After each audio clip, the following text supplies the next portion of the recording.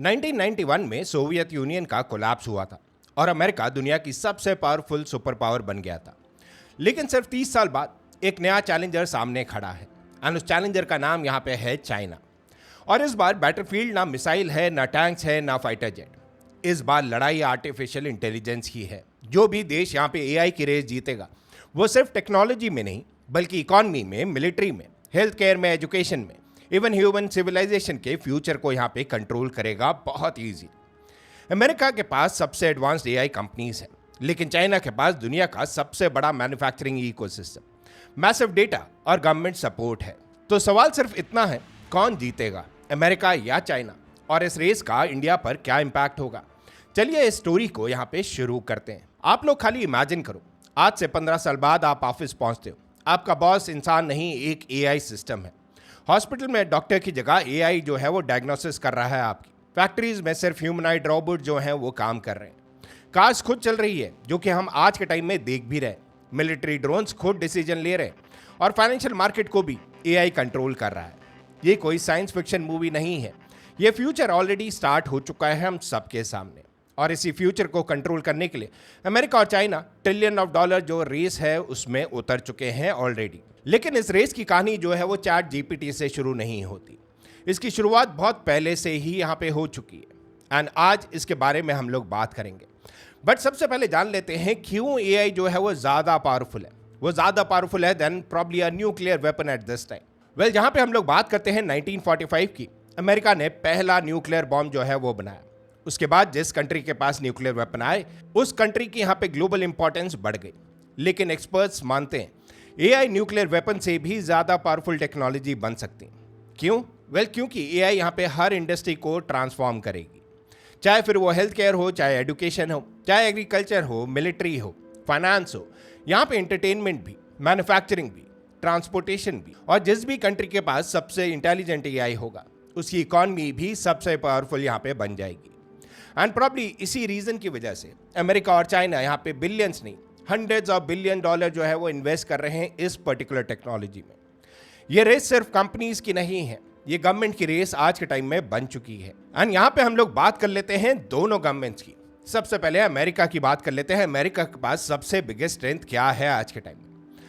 आज अगर हम एआई की बात करते हैं तो सबसे पहला नाम जो हमारे सामने आता है वो आता है अमेरिका का, क्योंकि यहीं से निकली है दुनिया की सबसे ज़्यादा इन्फ्लुएंशियल एआई कंपनीज। चाहे हम यहाँ पे ओपन एआई की बात करें, गूगल डीप माइंड की बात करें, माइक्रोसॉफ्ट की बात करें, एंथ्रोपिक की बात करें, मेटा की बात करें, और सबसे ज़्यादा इंपॉर्टेंट यहाँ पे हम लोग चाहे एनवीडिया की बात करें।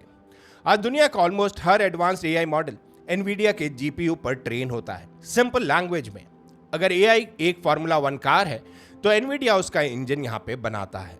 इसी वजह से एनवीडिया दुनिया की सबसे वैल्यूएबल कंपनीज में शामिल हो चुकी है। अमेरिका के पास सिर्फ टेक्नोलॉजी नहीं, world class universities, research labs और टॉप एआई टैलेंट भी है।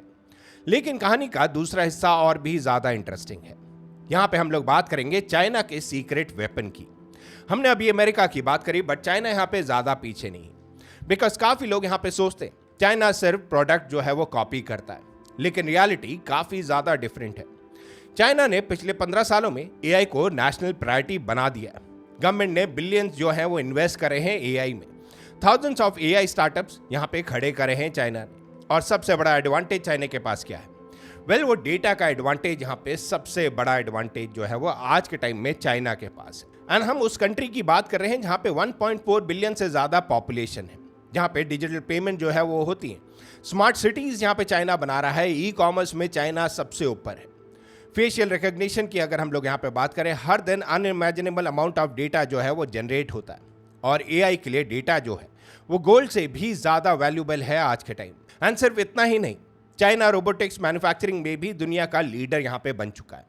और एआई प्लस रोबोटिक्स, ये कॉम्बिनेशन फ्यूचर को कंप्लीटली यहाँ पे बदल सकता है। एंड इसी के साथ हमने हर वीडियो में यहाँ पे बात करी है regarding the chip war.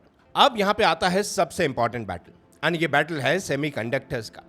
AI बिना चिप के इम्पॉसिबल है रन करना, और एडवांस चिप बनाना वेल दुनिया के लिए सबसे डिफिकल्ट इंजीनियरिंग चैलेंजेस में से एक है। अमेरिका ने चाइना पर एडवांस एआई चिप्स एक्सपोर्ट करने पर रिस्ट्रिक्शन लगा दी है आज के टाइम में। यहाँ पे ऑब्जेक्टिव जो है वो यूएस का बहुत सिंपल था, चाइना की एआई प्रोग्रेस को स्लो करना। लेकिन चाइना भी रुकने वाला कहाँ था। उसने अपनी डोमेस्टिक चिप इंडस्ट्री पर मैसिव इन्वेस्टमेंट यहाँ पे शुरू कर दिया। अब दोनों कंट्रीज सिर्फ एआई मॉडल्स ही नहीं, चिप बनाने की रेस में भी लड़ रहे हैं और इसी वजह से सेमीकंडक्टर इंडस्ट्री को आज की दुनिया का न्यू ऑयल जो है वो बोला जाता है।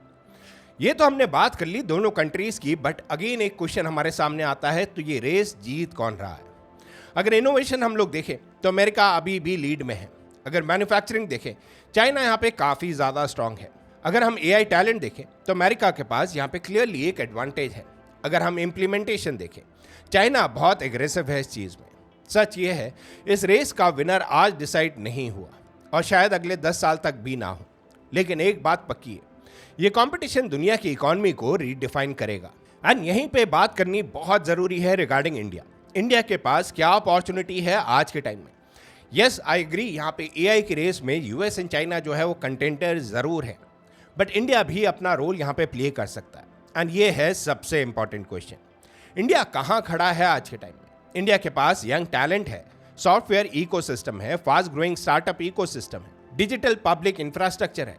लेकिन अगर इंडिया को एआई सुपर पावर बनना है तो हमें research, semiconductors, high performance computing और एआई एजुकेशन में और इन्वेस्टमेंट करना होगा। ये रेस सिर्फ अमेरिका और चाइना देखने की नहीं है, ये इंडिया के लिए भी एक हिस्टोरिक अपॉर्चुनिटी है आज के टाइम में एटलीस्ट। एंड ये चीज़ यहाँ पे समझना पड़ेगा, जहाँ पे यूएस एंड चाइना आपस में यहाँ पे लड़ रहे हैं for the superiority in AI.